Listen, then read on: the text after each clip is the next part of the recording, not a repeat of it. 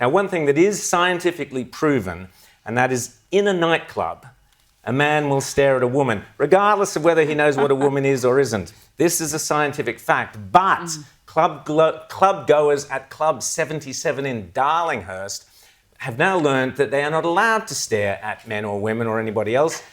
This club has banned staring at strangers without verbal consent. James, I've been staring at you all evening trying to figure out how to pronounce your name. Do I need your consent first? This is ridiculous. They're actually going to call police if someone's caught staring. Can you imagine, O, what's your emergency? We've got a guy staring at people. Look, do not approach the starer. We'll have a tactical response team there in just a second after they finish dealing with a pensioner who's been posting hurty memes on Facebook. It's ridiculous. I was going to take a friend to Club 77, but he's cross-eyed and it's just too dangerous. Sophie, you would be no stranger to the stares of men at nightclubs as you're there bopping away. You. Look, sorry, I know Paul is watching.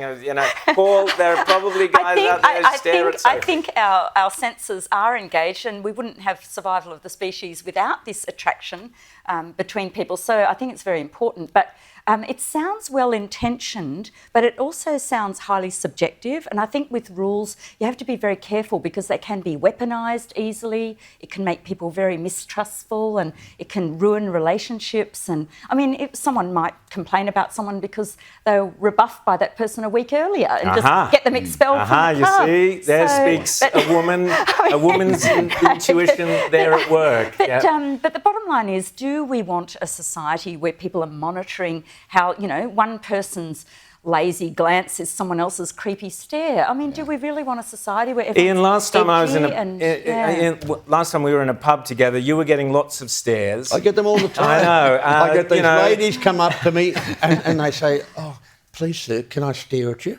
Yeah, or they ask for an autograph on your book, Green Murder, one of the two. And then they stare at me.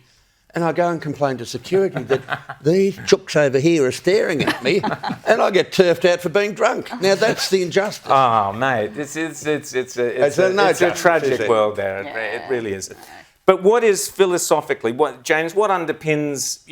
Is this some kind of, the socialists determined to control every aspect of human behaviour? Is this what's going on here, or is this just a nightclub who think they've got to be woked because they're in Paddington? Well, it's certainly good publicity. I believe they're extending their hours, so that certainly worked. But I mean, how are you meant to, meet a woman? You sort of walk with your downcast look and you say, "Look, I had a quick glance at you, but would you mind if we sort of extended that to a stare? And if things go well, maybe we could move to a gaze." How does that work?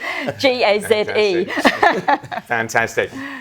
James, Sophie, Ian, we could sit here all night. I wish we could, but we've got to get on with the rest of the show. So thank you so much, and we'll speak again soon.